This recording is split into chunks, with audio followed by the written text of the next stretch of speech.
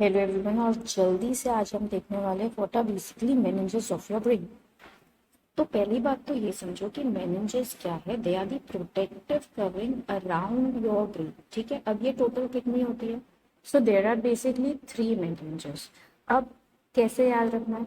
तो हम लोग जब सर को नीचे झुका के हाथ ऊपर करते हैं तो हम क्या करते हैं? हम डैप करते हैं। तो हमारे सर के अराउंड, हमारे ब्रेन के अराउंड जो हमारे 3 मेनिंजेस है उनको कैसे याद रखना है? डैप से। तो जो सबसे बाहर वाला है वो है ड्यूरा मैटर, जो बीच में है that is called as arachnoid mater, और जो सबसे अंदर है that is called as pia mater या पाया मैटर, आपको जो भी बोलना है। ठीक है, अब देखो जो सबसे बाहर है ड्यूरा मैटर है वो क्या है? ड्यूरेबल है। समझ आ रही है बात? तो वो strong and A vascular in nature. अब ए वैस्कुलर का मतलब होता है यहाँ पे कोई भी ब्लड सप्लाई नहीं है।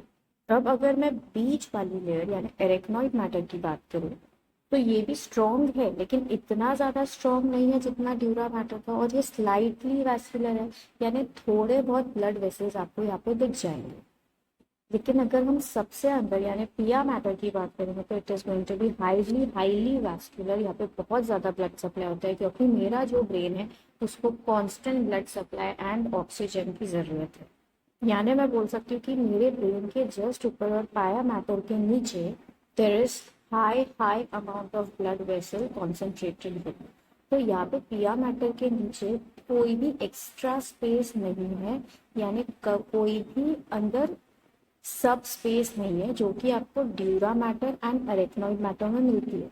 सो जो स्पेस हमको ड्यूरा मैटर और एरेक्नोइड मैटर के बीच में मिल रही है दैट इज कॉल्ड एज सब ड्यूरल स्पेस। समझ आ रही है बात?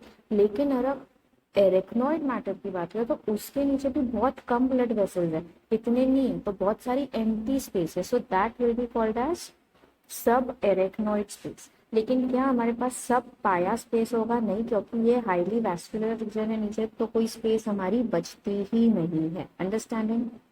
So this is how your dura matter, your arachnoid matter and your pia matter are going to protect your brain, provide all the blood vessels needed, and is going to be highly, highly protective in nature. So with this, I hope the meninges part of the brain is clear for you. For more such videos, do like and subscribe Twisted DNA.